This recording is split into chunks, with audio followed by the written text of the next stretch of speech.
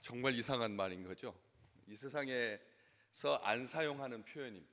이 세상에는 없는 표현이고 이 세상에서는 생각도 못한 표현이죠. 말이 안 되는 거거든요. 내가 너희를 권하노니 이제는 안심하라.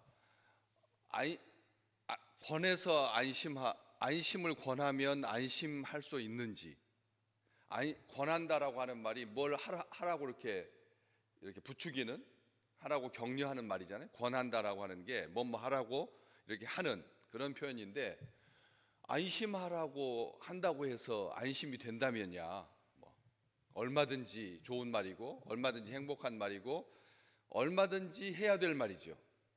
그런데 안심하라고 해서 안 되니까, 안심이 안 되니까 이 말은 오히려 모독일 수가 있는 겁니다. 게다가 이 지금 276명 전체가 다 죽게 되었는데, 구원의 여망마저 없게 되었는데, 아무런 소망이 없는데 말로 안심하라고 해서 될 일이냐는 거죠.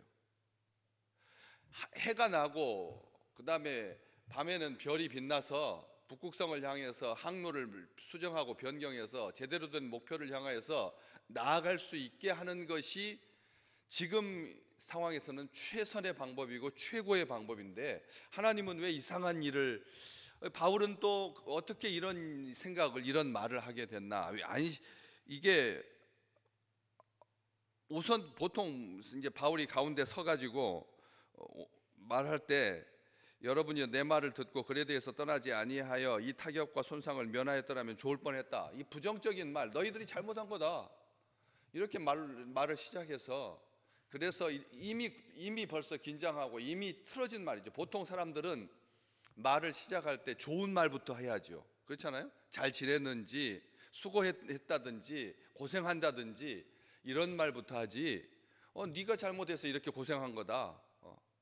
그레데 섬 중간에 있는 미항에서 좀 좁지만 불편하지만 겨울을 나고 봄에 딱 출발했으면 순풍에 돛단 듯이 그렇게 갈 수 있었을 텐데, 괜히 일찍 출발해가지고 이 페닉스 항에 가려다가 이렇게 난장판이 된 거니까, 너희들 잘못했다 이 말을 하면 누가 기분이 좋겠습니까? 지금 어느 누구도 이렇게 떠나자고 했던 선장은 속이 편했겠으며, 이렇게 떠나자고 했던 선주는 편했겠으며, 최종적으로 결정했던 율리오라고 하는 이 백부장은 속이 편했겠습니까? 세 사람은 분명히 이 일에 책임을 져야 되거든요.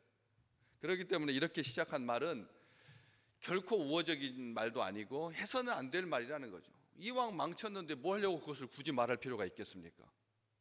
이미 이렇게 다 짐까지 다 버리고 이제 먹을 것도 다 떨어지고 딱 죽을 날만 기다리고 있는, 제발 이런 상황이 멈춰지기만을 그렇게 기다리고 있는 그런 사람들한테 할 필요도 없는 말인데 하고, 그 다음에 22절 말씀, 이게 무슨 뜻이냐, 안심하라.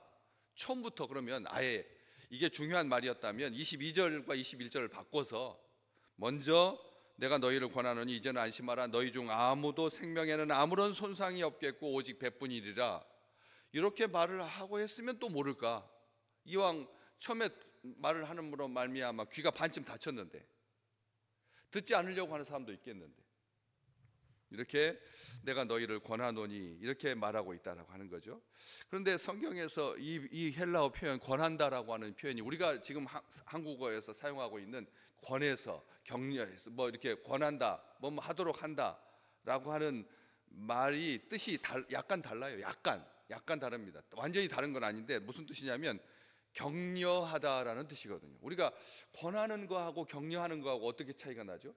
우리 지금 현재 사용하는 말 속에서 권하는 거하고 격려하는 것은 뒤쪽은 따뜻하고, 권하는 것은 조금 의무적이고, 그렇죠? 뭐 하라고 하는 것은 조금 강압적이기도 하고 조금 경직된 표현이기도 하지만, 격려한다라고 하는 말은 좀 따뜻하고, 그렇죠? 이왕이면 격려하는 것은 뭐 하라고 하는 것보다는 격려가 더 우선하는 거예요. 뭐 하라고 하는 말은 격려는 있을 수도 있고 없을 수도 있고, 실패하고 주저하고 앉아 있으니까 뭐 눈물 흘리고 앉아 있으니까 이제 그만 그치고 이제 좀 밥 먹고 정신 차려서 한번 해보자, 해라, 이렇게 권하면서 격려하는 것이죠.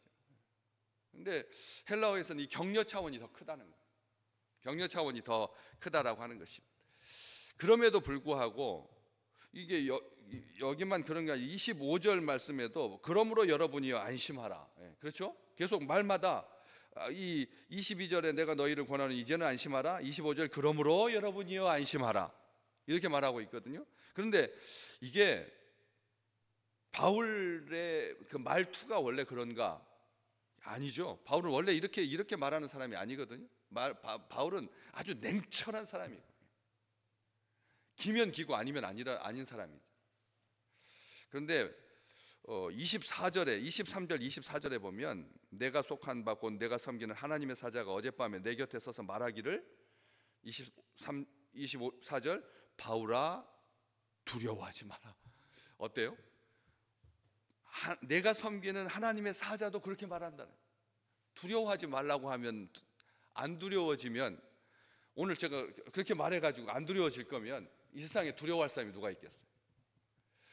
누가 안심하라고 해가지고 안심할 거면 이 세상에 불안한 사람이 어디가 있겠어요? 안심하지 못하는, 두려운, 불안한 그런 사람 아무도 없죠. 말로 다 된다면. 기독교는 맨날 그래서 이제 욕먹는 거죠. 말이 많다. 기독교는 말이 많다. 차라리 불교처럼 말 안 하는 게, 그게 반은 얻고 들어가는 거다. 기독교도 불교를 좀 닮아라. 너희는 말만 줄이면 사람들 다 좋아한다. 이런 말이 있고, 이게 왜 그러겠어요?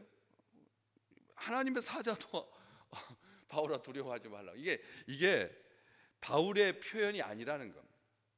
오늘부터 한번 이 말씀 한번 잘 기억하셔서, 그냥 이게 툭 던지는 말인데 안심하라, 두려워하지 마라. 우리 하나님이 구약 성경, 신약 성경, 우리 주님도 마찬가지. 부활하신 다음에 제일 먼저 하실 말씀이 두려워하지 마라.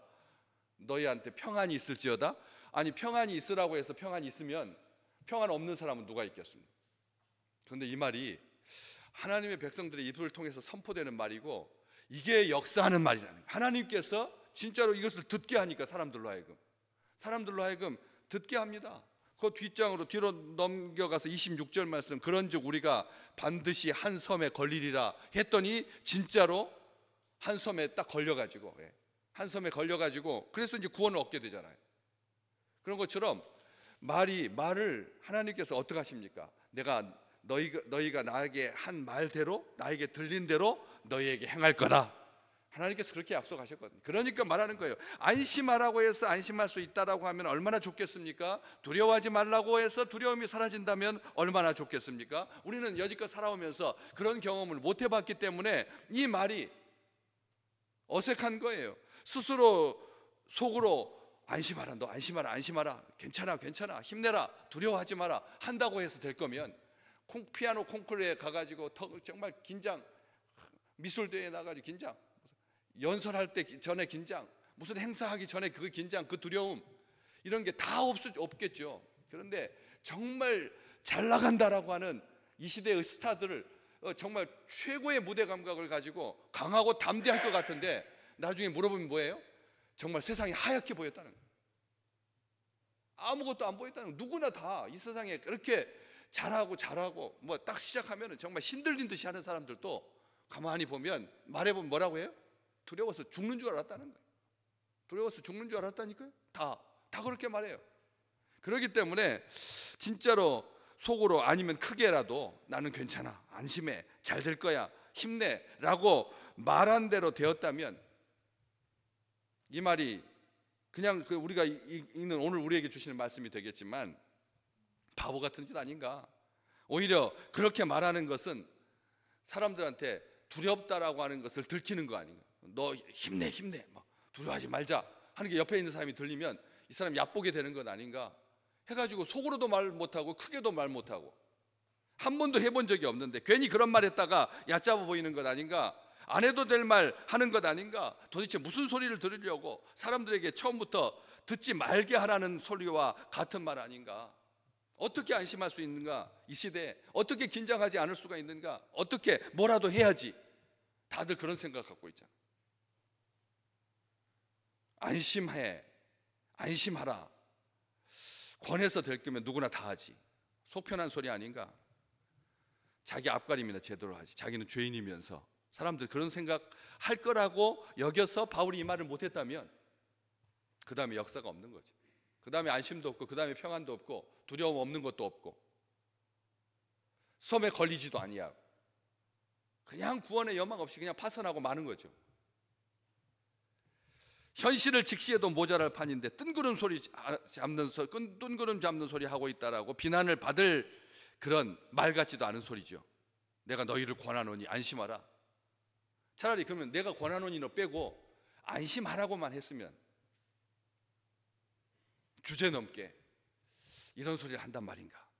누구는 뭐 두려워하지 하고 싶은 마음이 없어서 안심하고 싶은 마음이 없어서 하라고 하는 말 못하나? 근데 한번 가만히 생각해 보시죠. 골리앗을 잡겠다고 나서는 다윗에게 형들이 뭐라고 했습니까?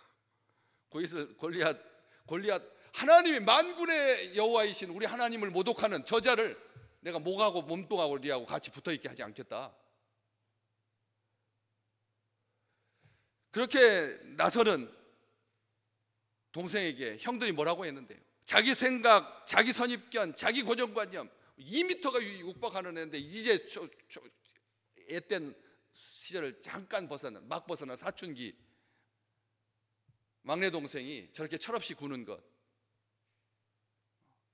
나중에 아버지한테 얼마나 혼날까. 동생이 다치기라도 하면 골리앗이 한 방이면 그냥 다윗은 죽을 텐데 사울의 갑옷도 맞지 아니하고 사울의 칼도 맞지 아니하여서 안심하는 것은 불안한 것을 진정시키는 그런 표현이지만 기쁜 마음을 가지라고 하는 말은 도약적인 표현입니다.